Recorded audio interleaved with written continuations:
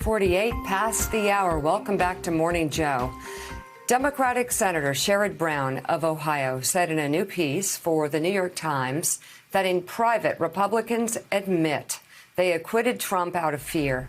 He wrote in part, "For the stay in office at all cost representatives and senators, fear is the motivator. They are afraid that Mr. Trump might give them a nickname like Low Energy Jeb or Lion Ted, or that he might tweet about their disloyalty, or worst of all, that he might come to their state and campaign against them in the Republican primary. In private, many of my colleagues agree that the president is reckless and unfit.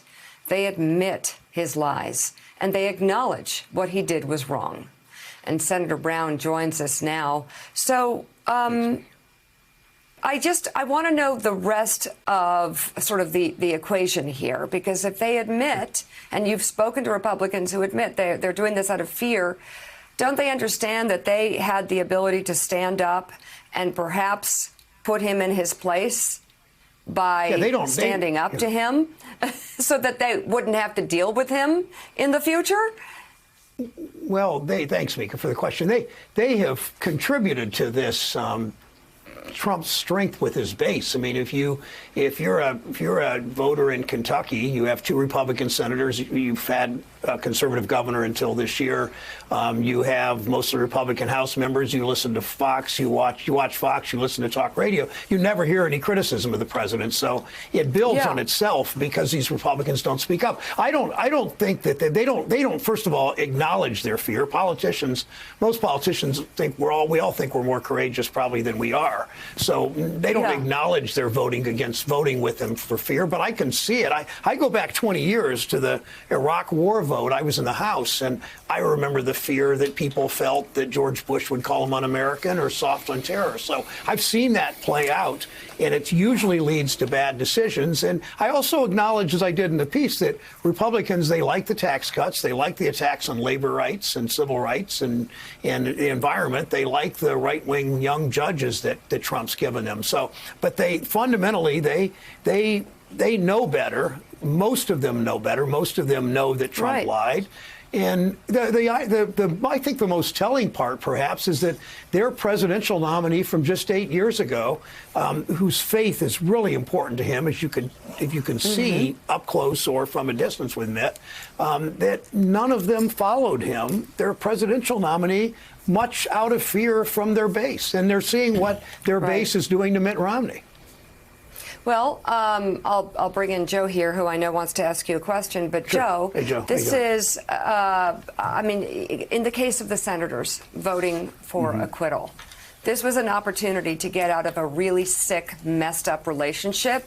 And, you know, they would have had another president, Pence, who could have done all the same bills and all the same things that they support without this sick, messed up, abusive relationship they were in, and they chose against it. Well, Mike Pence, actually, who has shamed himself over the past 3 years, but before that, Mike Pence actually, and I'm sure Sherrod would believe, would agree, he's at least conservative. He's an ideological conservative.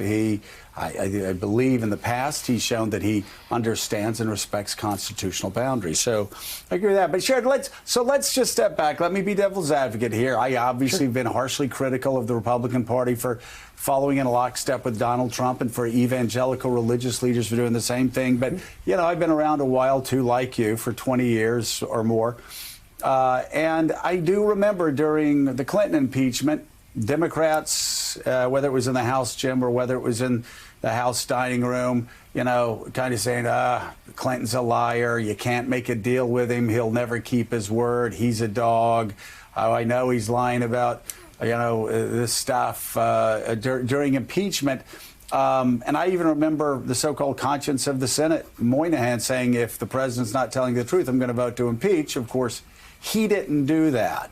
So what do you say to Americans who say, well, they're all alike? There's a reason why Mitt Romney was the only member of a president's party in the history of the Republic to vote to impeach a president.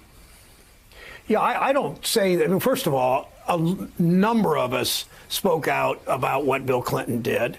It didn't threaten the republic and threaten democracy and undermine democracy. I mean, Trump's done things, as you said on your show, Joe, and Mika said, and Willie said, and others that Richard Nixon never even did. So it wasn't the Republic threatened of the threat up to the Republic at that point. But a lot of us called him out. A lot of us said he should be censored.